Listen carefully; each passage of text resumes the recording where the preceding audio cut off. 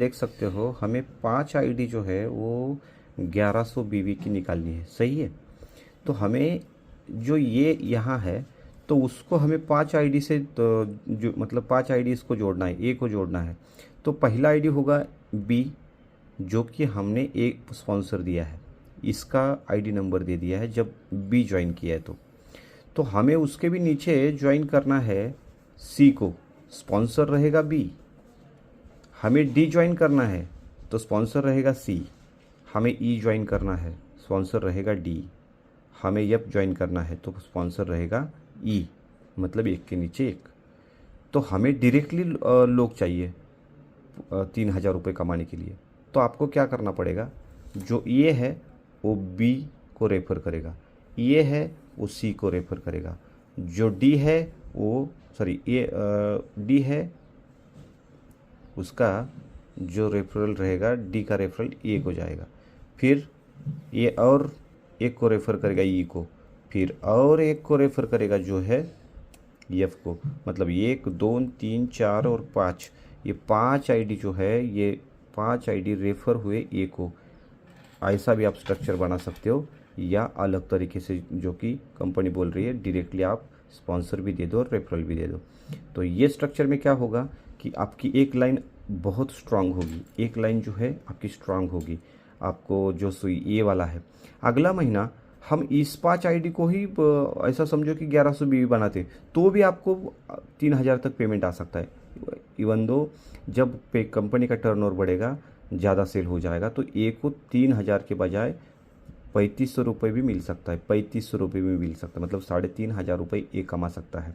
इसीलिए आपको बड़ा स्ट्रक्चर बनाना है तो इसी हिसाब से आपको काम करना पड़ेगा। आपको लगता है कि 2 आईडी को हम डायरेक्टली करेंगे, रेफ़र करेंगे और उसके नीचे हम डाल सकते, वैसा भी कर सकते, लेकिन मैंने एक उदाहरण के तौर पर आपको ये बात बताई है कि आपको किस तरह आपको स्ट्रक्चर लगाना है।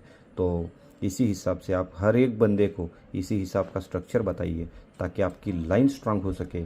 जो नया बंदा है उसकी ज़्यादा लाइन निकालने से उसका नुकसान हो सकता है।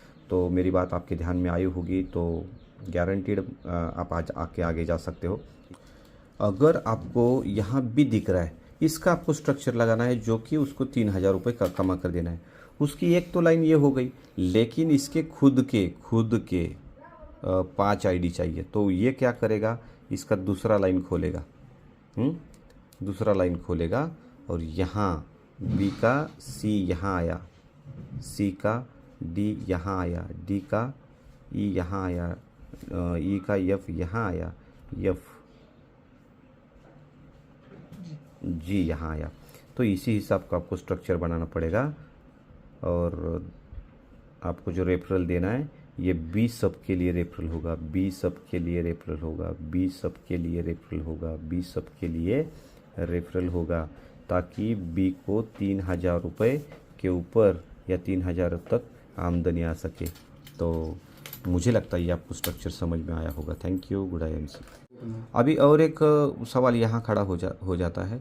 मैंने यहाँ आपको दूसरी तरफ दिखाया गया है, तो यहाँ बी को अगर एक ही लाइन में बाकी करना है तो क्या करना पड़ेगा, तो बी को क्या करना पड़ेगा कि खुद का रेफरल जो है, जो जी आएगा नीचे, तो इसको रेफरल देना पड़ेगा और स्पॉन्सर जो है वो एफ का देना पड़ेगा ताकि एक ही लाइन बन सके। फिर एच आएगा नीचे, एच को क्या करने का, बी का रेफरल देना पड़ेगा और जो एफ है, जी है, वो उसका स्पॉन्सर बनेगा। तो मुझे लगता है आपको ये स्ट्रक्चर समझ में आया। इसमें कुछ क्वेश्चन है तो आप मुझे बेझिझक होके पूछ सकते हैं। Thank you.